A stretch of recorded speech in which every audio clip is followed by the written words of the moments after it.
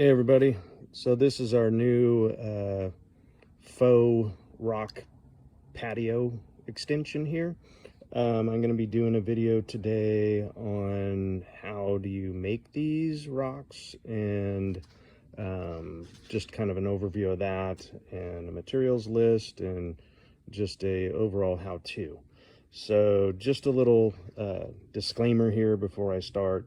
I am not a professional contractor by any means or videographer, so just bear with me on this stuff. I'm fairly creative and mechanically inclined, so this was something that I felt that I could do and save a few bucks. Just a little bit of background here as part of just kind of a overall backyard makeover. We wanted to eliminate some grass. The problem with this area was that during most of the year it's shaded over here off of the patio, and it just always was very kind of wet and soupy. Even the grass, it just never really dried up, and it just seemed just kind of mucky all the time. So wanted to eliminate grass overall and also do something with this area. So started looking into options and was thinking about maybe doing like natural stone of some sort or flagstone, something like that.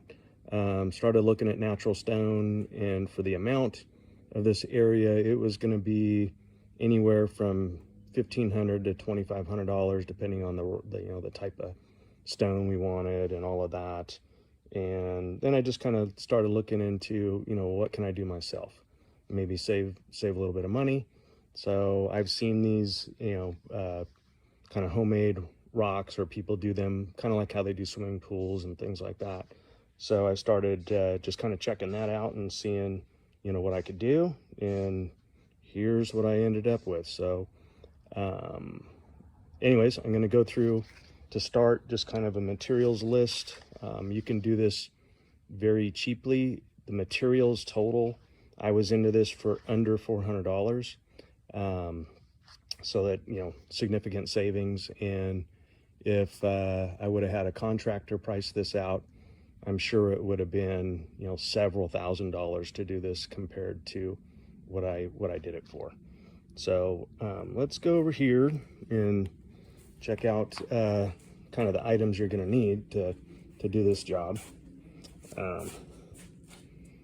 So first off, you're going to need definitely a square shovel, mainly because you're going to be working with cement, and it just works best to use a square shovel when you're kind of shoveling out of a tub or something like that. Definitely going to need a hoe. I use that just for mixing cement. Pair of gloves for sure. Cement will ruin your hands very quickly if you don't use gloves. The cement that I used is this Concrete crack resistant. It's 50 pounds. They sell them at Home Depot. They're about $6 a bag. So that was great as far as just the pricing on that compared to natural stone. Went with that and worked really good. Easy to work with and easy, not super heavy compared to the 90-pound bags. You're going to need a mixing tub unless you buy a mixer or you have a mixer. Just to point out, if I were to do it again, and if there was more area, I would have maybe bought a cheap mixer, maybe at like Harbor Freight or something like that. But I was only doing maybe 6 to 8 rocks a day, and I just mixed them by hand in a tub. I have a larger one than this. This is the small one. It's only really good for maybe one bag. But I have the larger tub that I used, pretty much for everything. But okay, you're also going to need some trowels. I like having a larger one here, kind of like this triangle shaped one, and then a smaller one, just for kind of more finishing work. And I'll show you, how those come into play a little bit later. You need maybe a hammer, a rubber mallet. You're going to need these landscape pins. These are for doing the shapes of the molds, and I'll show you how to do that. Plastic bag, just a black bag, plain old plastic bag. That's actually for the texturing. I'll show you how to do that. For the coloring of the concrete, both of these are these Quikrete brand. One is, I use the charcoal color and also the buff color and the spray bottle. And I'll get to that on how to do some coloring with those. As far as making the molds, what I used for that is, as part of the edging that I used for the grass, which to start this project, I had a sod cutter and I cut out that whole area. And then I used this plastic edging that I got at Lowe's. It comes in a 75-foot roll. And when I was trying to think of, what am I going to use to make these molds? I've seen videos where people use like pieces of vertical blinds and then they kind of tape them together. But to me, this worked out perfect because I wanted the finished rocks to be the same height as what I was using, as far as the grass line. And then also, it's easiest when you're finishing them, if it's the same height, to be able to work and smooth it out along the tops of them. So I didn't think that a vertical blind would really work because those are usually like over 3 inches. And one, I didn't need them that thick. I don't think they need to be that thick.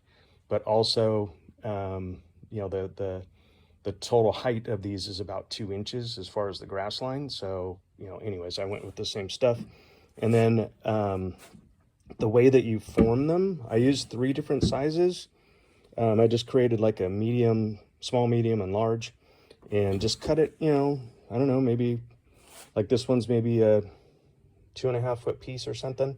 And I just used some duct tape and taped it together. This is how it comes in the roll. It has these little tabs for the pins. I cut those off. The reason being is because if you form it on the inside, tape it together, then you're not going to be able to lift the mold off and there's cement on the inside. And if you turn it the other way and flip it around, the tabs stick out. But the problem with that is when you're putting your molds next to each other, it makes them too far apart because the tabs are sticking out, and then it just doesn't end up level as far as that way. So I just cut them off. I just used a little hand sawzall power, a battery sawzall, and I just cut them all off and just made it easier to work with. So anyways, I had 3 different molds I made: small, medium, large. And the other thing you're going to need, definitely a bucket and some tarps. The tarps are used to cover the wet cement. You don't want them sitting out in the sun.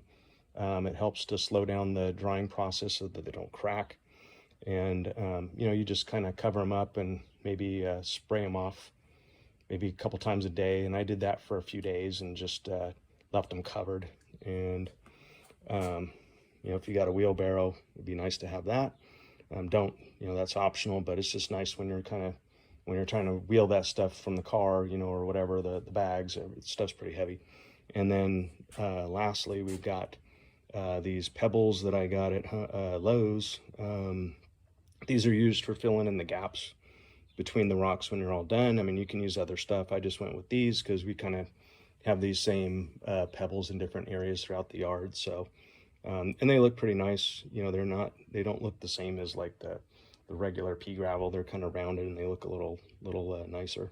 And I think these are like $6 a bag. So I maybe went through 5 bags total to fill everything in. So, pretty cost effective there.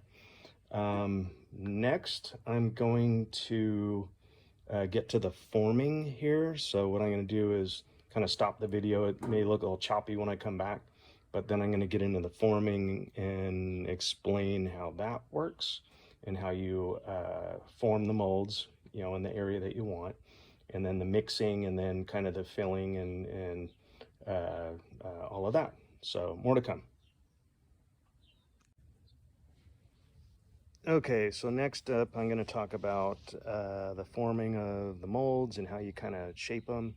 To start, as far as on the base, I put down weed guard.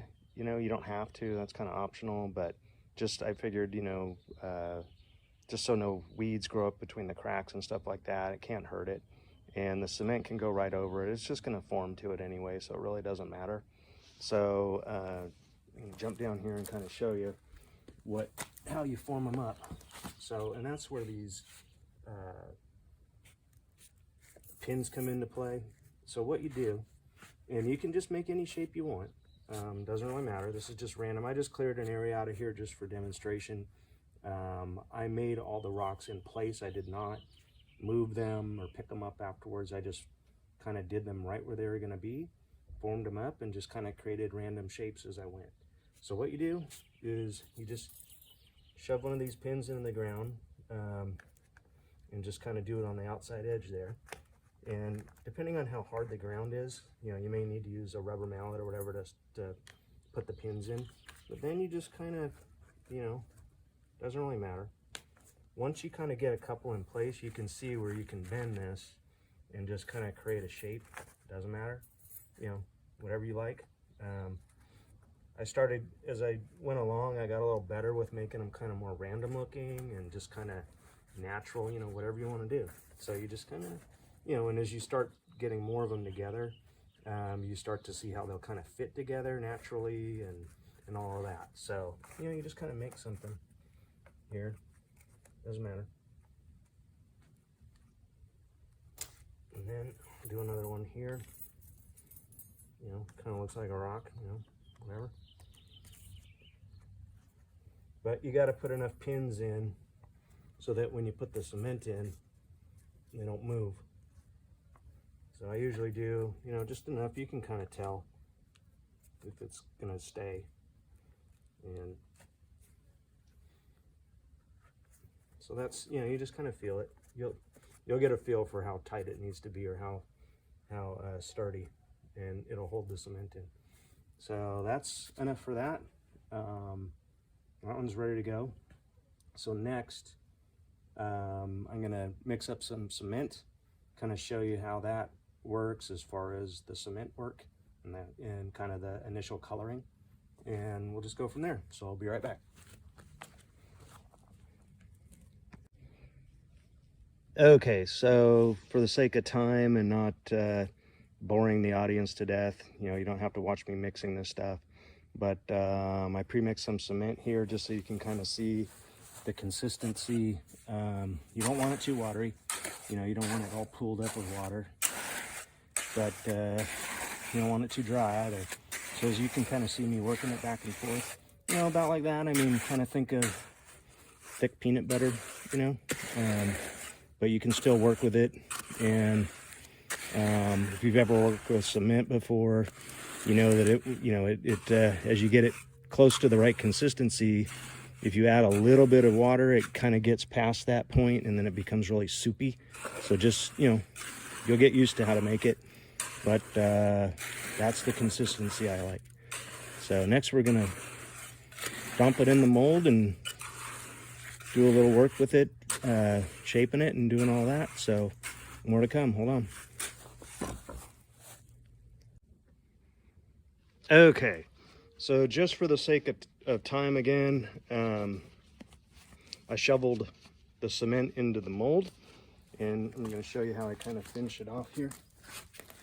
So I take my big trowel and just kind of smooth it out to the edges here, kind of get it you know, edged out. Now I got a little too much cement in here, that's just a little high. What I'm going to do is I'm going to put some back. I don't need that much. I want it to be kind of even with the top of the mold when I'm all done. So as you can see, you know, it doesn't got to be perfect. You just kind of get used to how much you need and all that. It's still a little high, I think. I'm all done. All right, so I'm going to start kind of evening this out. And this also helps to kind of, if you've ever worked with cement, the more you kind of work it, it starts to smooth down all the rocks that are in the cement, you know, that it's made with. It doesn't got to be perfect for this application. Okay, so I kind of got my initial smoothing, I guess you want to say, done here. Then what I do to get kind of the initial color, you don't have to do this. I just kind of did this to give it some initial color. If you mix this stuff into the concrete, then it's going to be all one color. So what I kind of like doing, I just think it looked a little more cool, is, you know, I just put like a couple drops on the top, and on this stuff a little goes a long way. You don't got to use much. It'll really start to darken it, and you don't want to use too much. So, you know, just a little bit. All right, back to this. Then what I did is just kind of start kind of feathering it in or whatever. It doesn't matter. You know, you don't want it to look completely all sharp, so you just kind of randomly work it around. You know, it doesn't got to be perfect. It's gonna, when it dries a lot more faded than this, so don't be alarmed if it's like super dark looking or whatever. It fades out. So you just kind of get it, you know, fairly random, doesn't matter. Okay. And I'm just gonna go with that for now. Okay. Now this is the next step is the actual texturing. This is where your black plastic bag comes into play. So what you do, you just take this black plastic bag, and all you're gonna do is just kind of crumple it up into a ball or whatever, it doesn't matter. So you got to give the cement a little bit of time to set up. I mean, if it's too hard, you're not going to be able to get much texture in. So I'd say within the first 5 minutes, especially because it's hot out right now, but within the first 5 minutes, you want to start texturing it. So all you got to do for that, really easy, is you just take this bag. I mean, if it's too watery, you'll know, because then the textured lines and all of that won't stay. But you'll know if your cement's too watery to work with. Like right now, it's borderline watery, but it's good. So you just kind of, and as you see that coloring that I added just kind of starts to naturally kind of go out on its own, and you know, it doesn't look as harsh. It looks a little more natural. So, and you can kind of put some deep spots, just kind of press it in there. You know, nothing crazy. And anyways, or you could leave them smooth if you like. We wanted something that was kind of more textured looking, give it more of a natural look. Okay, so we're done with that. Next is going to come the pulling of the mold. So the key here is that you got to give it enough time for the cement to set up so that when you pull the mold off, it doesn't just collapse and end up just a big old, you know, glob that just kind of fell all over. So you got to give it a few minutes to set up. You know, when it's hot out, you only need like 5 minutes or so, and it's already pretty close enough. So, but you don't want to wait to pull the mold off, because you still got to form the edges and do some little more naturalizing of the rock. So to get the mold off, pretty easy. Start pulling these pins, and just, you know, you just be kind of careful with it.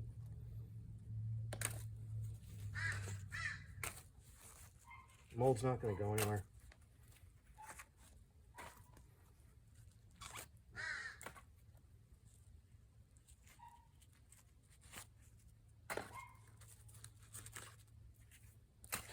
So the cement is already starting to set up. It doesn't take very long.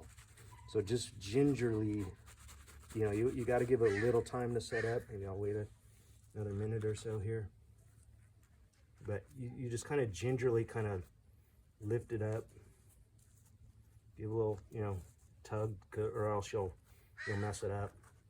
But you don't want to wait too long. because you've got to still work with it a little bit. The other thing is make sure that you know, when you're done with the mold, hose it off, because you don't, on the next one that you do, if you don't have it nice and smooth, it'll, when you try to pull the mold off, it's going to stick, and then it's going to rip up all the soft concrete around the edges. So make sure you hose them off in between rocks. All right, so I'm going to lift this off. It's good enough. There you go. There's the initial mold. It's done. Now, this doesn't look good because it's all sharp looking. This is where the smaller one comes into play. Just kind of pat it down all around. You know, do whatever you want. Pat it down.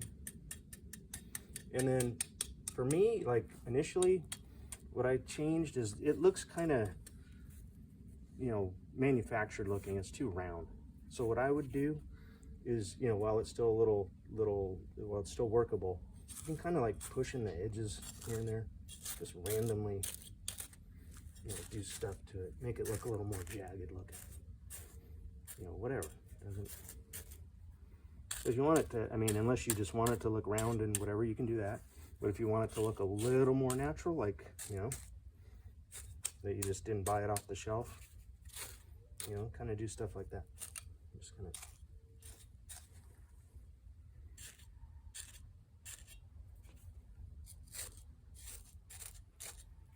Okay. And that's it. I'm done with that one. So now it's got to dry. What I normally would do here is let it get all of this, you know, top water, let it soak in so it's not watery. Don't cover it yet because the texture on top is still soft. So give it, you know, I don't know, 20 minutes or 30 minutes for all this to kind of work its way in before you cover it up, because you don't want to, when you put the tarp on it, you don't want it to mess this top up at all. So I'm gonna let that set up a little bit, and then what we'll do is I will show on the rocks that are done basically how I did the final kind of coloring. I mean, then I'll show this one later, but I'll kind of demonstrate how that worked on the whole patio as far as the coloring process goes. Okay, we'll be back.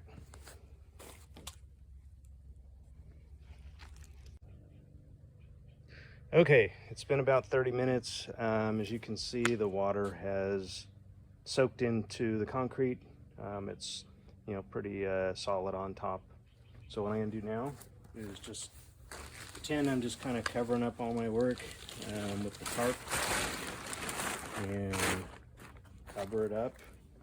And what you want to do is just keep it covered for, I would say, at least 3 to 4 days,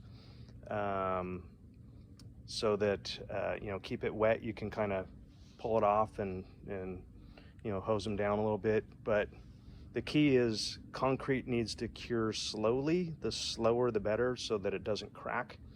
So I would say, you know, try to keep them covered for minimum of 3 days. And they're going to take several days anyways before it's ready, so that you can kind of do the final coloring. Not that you have to do any extra coloring, but I did. So we'll get to that, and more to follow. See you in a bit. Okay, so we're going to move on to kind of the final coloring. When they initially dry, and you know, if you don't add any of the brown, they end up almost like a really light gray, you know, borderline white. So to kind of make it more natural, you want to add at least for me, I wanted it to look a little darker and kind of random. So what I did here is, this is where the Concrete charcoal color comes in, and what you do there, and completely up to you. You know, nothing needs to be uniform in any way. You can, you know, do some, you know, a little darker than others, doesn't matter. It's just kind of however you want it to look. So what I did is I just took a spray bottle here. I added about, you know, maybe a tablespoon of that coloring, and then the rest water. I mean, a little goes a long way.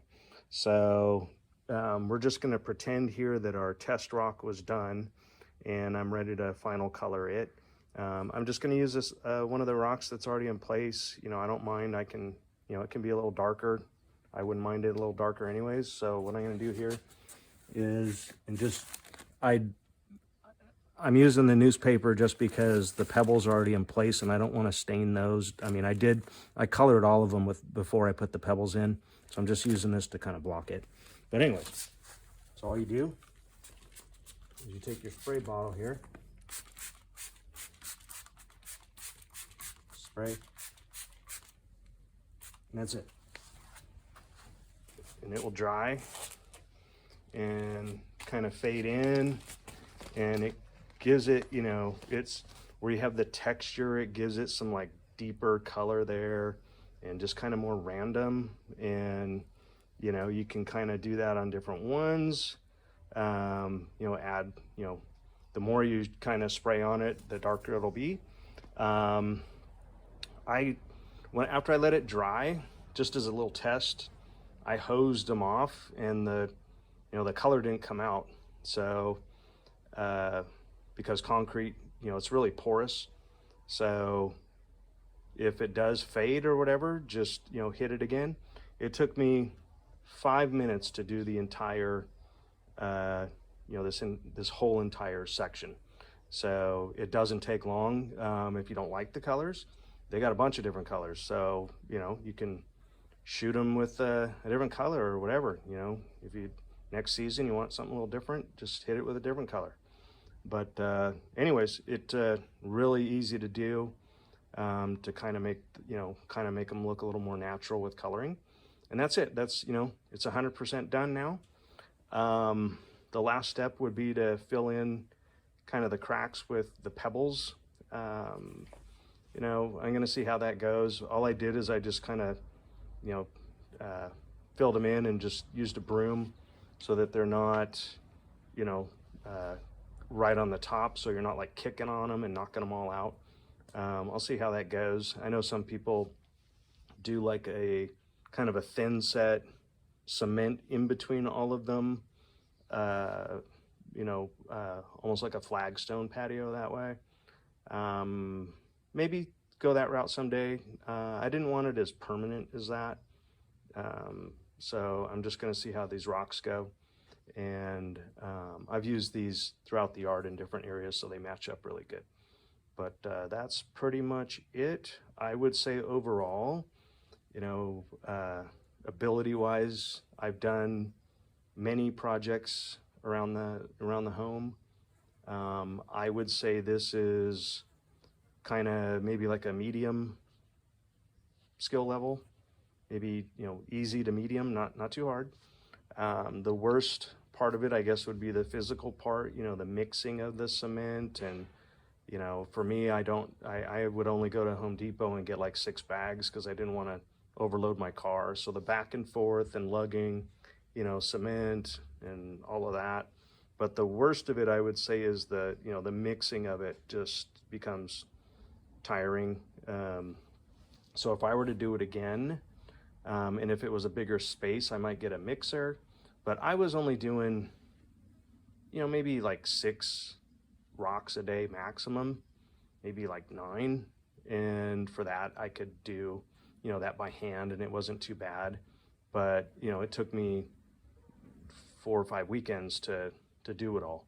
If you really wanted to get it done quickly, you know, you have an extra person or two to help you mix, and the other person's on the ground doing the, you know, the forming and all that kind of stuff, and it would go quickly, kind of like doing tile.